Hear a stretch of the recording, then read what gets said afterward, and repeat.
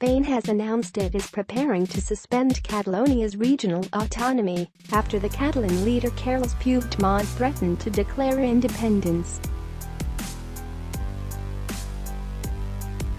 Even before this move, separatists had condemned the actions of the Spanish government and police during an outlawed independence referendum on 1 October.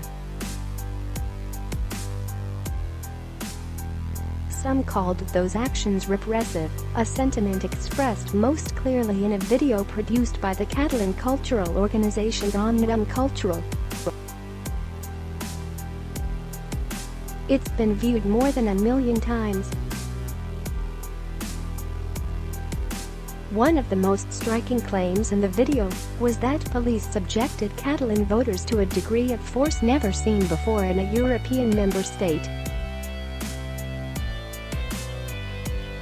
After Spain's constitutional court declared the poll illegal, police officers were authorized to stop it going ahead. They prevented some people from voting and seized ballot papers and boxes at polling stations. Speaking to the BBC on Sunday, Spain's Foreign Minister Alfonso Dastis claimed images of police violence were fake. Who is correct? Fake photos. It is true that fake photos have been used, but virtually all of the media coverage showing police violence was real, including all of that shown by the BBC. Photos which are 6 years old have been shared online purporting to show violence in Catalonia on 1 October. For example, this photo was shared in a manner that suggested a disabled Catalan voter was being hit with a baton. In fact, the photo was shared by bloggers in 2011, when police clashed with anti-austerity protesters in Barcelona.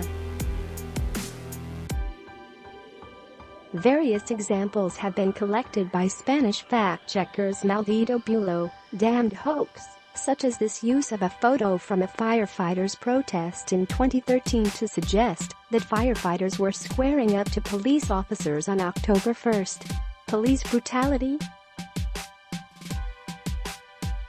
Just because some of the photos were fakes doesn't mean that all or even many of them were. Reality Check has spoken to journalists who witnessed police shoving people, grabbing them by the hair, and throwing them downstairs. And photojournalists saw police firing rubber bullets.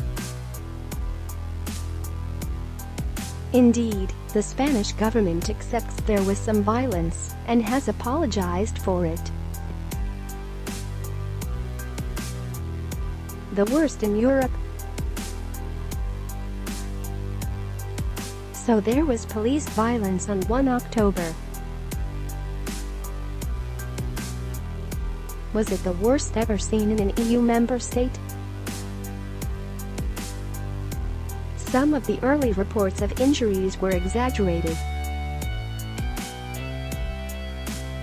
One woman had claimed that police had intentionally broken her fingers. In reality, her fingers weren't broken, just inflamed, as she explained to the Catalan state broadcaster TV3 after she'd received treatment. On 20 October, the Catalan Department of Health released revised figures of the number of people who had sought medical treatment because of police action on polling day. These figures were gathered by the various hospitals, clinics, and paramedics who treated them.